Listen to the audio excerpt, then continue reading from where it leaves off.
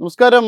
Israel, America സംയുക്ത സൈന്യവും ഇറാനും തമ്മിലുള്ള പോർ മുറുകുകയാണ്. അതായത് ഈ മേഖലയിലെ ഒരു അശാന്തത പടർന്നു പിടിച്ചിരിക്കുന്നതോടൊപ്പം തന്നെ പശ്ചിമേഷ്യൻ മേഖല ആകെ ഒരു വിരളിപൂണ്ട അവസ്ഥയിലാണ്. അവിടുത്തെ വിദ്യാർത്ഥികൾ, ഇന്ത്യൻ വിദ്യാർത്ഥികൾ ഇന്ത്യയിലേക്ക് മടങ്ങുവാനുള്ള ശ്രമങ്ങൾ നടത്തുകയാണ്. വലിയ ആശങ്കയിലാണ് ഇപ്പോൾ നിലവിൽ വിദ്യാർത്ഥികൾ. പ്രത്യേകിച്ചും ഖത്തർ എംബസിയും ഇസ്രായേലും ഇറാൻ എംബസിയും ഒക്കെ വിദ്യാർത്ഥികളെ സമീപിച്ചിട്ടുണ്ട്. ഇവരെല്ലാം വലിയ ആശങ്കയിലാണ് എന്നുള്ള കാര്യമാണ് അറിയാൻ കഴിയുന്നത്. ആൾ ഇന്ത്യ മെഡിക്കൽ അസോസിയേഷൻ ഇതിനോടകം തന്നെ ഇന്ത്യൻ എംബസികളുമായിട്ട് ഈ വിഷയവുമായി ബന്ധപ്പെട്ട ചർച്ചകൾ നടത്തിയിട്ടുണ്ട്. ഏതായാലും ഉടൻ തന്നെ ഇന്ത്യൻ വിദ്യാർത്ഥികളെ, ഇറാനിൽ നിന്നുള്ള ഇന്ത്യൻ വിദ്യാർത്ഥികളെ ഇന്ത്യയിലേക്ക് തിരികെ എത്തിക്കാൻ സാധിക്കുമെന്നാണ് പ്രതീക്ഷിക്കുന്നത്. ഇന്ത്യൻ ദൗത്യ സംഘം ഉടൻ തന്നെ ഇറാനിലേക്ക് എത്തും എന്നത് ഉറപ്പാണ്. ഇതിനോടകം തന്നെ ഇറാൻ ഇസ്രായേൽ അമേരിക്ക യുദ്ധം മറ്റൊരു മേഖലയിലേക്കാണ്, മറ്റൊരു തലത്തിലേക്കാണ് കിടക്കുന്നത്. വലിയ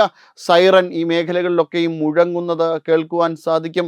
ഇസ്രായേൽ വലിയ സൈറൻ ഇടയ്ക്കിടയ്ക്ക് മുഴങ്ങുന്നുണ്ടായിരുന്നു. എന്നാൽ ഇസ്രായേലിനെ സംബന്ധിച്ചിടത്തോളം ഇസ്രായേലിൻ്റെ അയൺ ഡോം സുരക്ഷയ്ക്കകത്ത് ഇസ്രായേൽ വളരെ സുരക്ഷിതമാണ്. വളരെ ചെറിയ ആക്രമണങ്ങൾ മാത്രമാണ് ഇറാൻ്റെ ഭാഗത്ത് ഇസ്രായേലിന് ഉണ്ടാകാൻ സാധ്യത. ഇറാൻ പ്രധാനമായും ആക്രമിക്കുവാൻ വേണ്ടിയിട്ട് കേന്ദ്രീകരിക്കുന്നത് അമേരിക്കയുടെ സൈനിക താവളങ്ങളെയാണ്. അതായത് ഖത്തറിലും ബഹ്റിനിലും അതോടൊപ്പം തന്നെ സൗദിയിലും ഒക്കെ ഉള്ള ഈ മേഖലയിലുള്ള അമേരിക്കൻ താവളങ്ങളെയാണ് ഇറാൻ്റെ ഭാഗത്തുനിന്ന് ആക്രമണം നടത്തുവാനുള്ള സാധ്യത. അങ്ങനെ അത്തരത്തിലുള്ളൊരു ആക്രമണത്തിനാണ് ഇറാൻ തയ്യാറെടുക്കുന്നത്. അതോടൊപ്പം തന്നെ ഈ മേഖല വളരെയധികം സുരക്ഷിതത്വം ഇല്ലാതായി മാറാൻ പോകുകയാണ് എന്നുള്ള വലിയ ആശങ്കയാണ് പശ്ചിമേഷ്യയിൽ നിന്ന് മുഴങ്ങുന്നത്. അതായത് ഈ മേഖല എന്ന് പറയുമ്പോൾ ലോകത്തിൻ്റെ ഊർജ്ജ സ്രോതസ്സാണ്, ഊർജ്ജത്തിൻ്റെ ഉറവിടമാണ്. മേഖലയിലുള്ള അശാന്തി പടരുന്നതോടൊപ്പം, അതായത് ഇറാൻ്റെ യുദ്ധം എന്ന് പറയുമ്പോൾ വളരെ കൃത്യമായ രീതിയിൽ സൈനിക താവളങ്ങളിലേക്ക് തന്നെ ചെന്ന് പതിക്കാനിടയില്ല. മറ്റു മേഖലകളിലേക്ക് കൂടി ഈ യുദ്ധം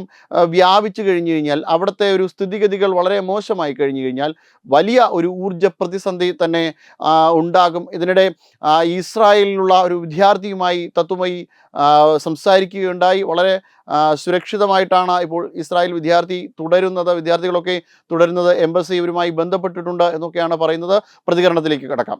നിലവിൽ ഇസ്രായേലിൻ്റെ അവസ്ഥ ഇപ്പോൾ യൂണിവേഴ്സിറ്റിയുമായി ബന്ധപ്പെട്ടോ അടുത്ത പ്രദേശങ്ങളിലോ എന്താണ് നിലവിൽ ഇസ്രായേലിൻ്റെ അവസ്ഥ? നമുക്ക് യൂണിവേഴ്സിറ്റി കൃത്യമായ ഇൻസ്ട്രക്ഷൻ തന്നിട്ടുണ്ട്. അപ്പോൾ ഇൻസ്ട്രക്ഷൻ എന്ന് പറയുന്നത് നമ്മുടെ അടുത്ത് സേഫായ ഷെൽട്ടറുകളിൽ നിൽക്കാനാണ് പറഞ്ഞിരിക്കുന്നത്. അതുപോലെ തന്നെ ആവശ്യമുള്ള സാധനങ്ങളും നമ്മുടെ കയ്യിൽ എടുത്തോളാൻ പറഞ്ഞിട്ടുണ്ട്. അത്രേ ഉള്ളൂ. എങ്ങനെയുണ്ട്, വാഹനങ്ങളൊക്കെ ഓടുന്നുണ്ടോ? അതായത് പുറത്തെ സാഹചര്യം എങ്ങനെയാണ് ഇപ്പോൾ അവിടെ നോക്കുമ്പോൾ? അത്യാവശ്യ വാഹനങ്ങൾ പോകുന്നത് നമ്മൾ കാണുന്നുണ്ട്. ഇപ്പോൾ അലാം എന്തെങ്കിലും കേൾക്കുന്നുണ്ടോ? ഇപ്പോൾ അലാം വരുന്നുണ്ടോ? രാവിലെ നമുക്ക് വാർണിംഗ് ആയിട്ടൊരു അലാം ഉണ്ടായിരുന്നു. അതിനുശേഷം പിന്നെ 2-3 തവണ അലാം റിങ് ചെയ്യുന്നുണ്ടായിരുന്നു. അപ്പോൾ അലാം കേൾക്കുന്ന സമയത്ത് നമ്മുടെ അടുത്ത് പറഞ്ഞിരിക്കുന്ന ഇൻസ്ട്രക്ഷൻ എന്ന് പറയുന്നത് ഷെൽട്ടറുകളിലേക്ക് മാറണം എന്നുള്ള ഇൻസ്ട്രക്ഷനാണ്. മറ്റ് ആൾക്കാരുടെ ഒക്കെ, അതായത് നമ്മുടെ സുഹൃത്തുക്കളുടെയും ഒക്കെ എങ്ങനെയാണ് അവരുടെയൊക്കെ അവസ്ഥ എങ്ങനെയാണ് ഇപ്പോൾ? നമ്മുടെ ഇന്ത്യൻ എംബസി എന്ന് പറയുന്നത് അല്ല, നമുക്കിവിടെ പല ഗ്രൂപ്പുകളുണ്ട്. മലയാളികളുടെ ഗ്രൂപ്പുകളുണ്ട്, അതുപോലെ തന്നെ ഇന്റർനാഷണൽ ആൾക്കാരുടെ ഗ്രൂപ്പുകളും ഉണ്ട്. എല്ലാ ഗ്രൂപ്പുകളിലും നമുക്ക് കൃത്യമായ ഡയറക്ഷനുകളും കാര്യങ്ങളെല്ലാം തന്നെ തരുന്നുണ്ട്. എംബസിയിൽ നിന്നുള്ള എന്തെങ്കിലും ഇൻസ്ട്രക്ഷൻസ് വന്നിട്ടുണ്ടോ? ഇന്ത്യൻ എംബസിയിൽ നിന്ന് അവരൊരു പോർട്ടലില് അത് നമുക്ക് കോർഡിനേറ്റ് ചെയ്യുന്നെന്ന് പറയുന്നത് ഓരോ സ്ഥാപനങ്ങളും മുഖാന്തരമാണ്. അതിനനുസരിച്ചുള്ള ഇൻസ്ട്രക്ഷനാണ് തരുന്നത്. അപ്പൊ സ്ഥാപനങ്ങളാണ് കോർഡിനേറ്റ്, അവർക്കാണ് ആദ്യം അവര് ഇതിൻ്റെ കൊടുക്കുന്നത്. പിന്നെ ഈ ഗ്രൂപ്പുകൾ വഴി അവർ നമ്മളെ അറിയിക്കുന്നതാണ്. അങ്ങനെയാണ്. തീർച്ചയായിട്ടും വളരെയധികം സന്തോഷം. നമസ്തേ. Brought you by Kerala AIDS control society. HIV AIDS സംബന്ധമായ സംശയങ്ങൾക്ക് 1097 എന്ന 24 മണിക്കൂറും പ്രവർത്തിക്കുന്ന ടോൾ ഫ്രീ നമ്പറിലേക്ക് വിളിക്കുക. വാട്സാപ്പിലും ഫേസ്ബുക്കിലും ഒക്കെ സ്റ്റാറ്റസ് അപ്ഡേറ്റ് ചെയ്യാറുണ്ടല്ലോ. HIV സ്റ്റാറ്റസോ HIV പിടിപെടാനുള്ള സാഹചര്യങ്ങളിൽ കൂടി അറിഞ്ഞോ അറിയാതെയോ കടന്നു പോയിട്ടുണ്ടാവാം. എന്ത് തന്നെയായാലും മുൻകൂട്ടി പരിശോധിച്ച് HIV സ്റ്റാറ്റസ് അറിയൂ.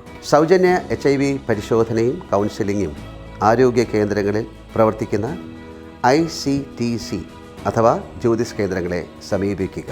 നിങ്ങളുടെ സ്റ്റാറ്റസ് എന്തായാലും വിവരങ്ങൾ രഹസ്യമായി സൂക്ഷിക്കുന്നതായിരിക്കും.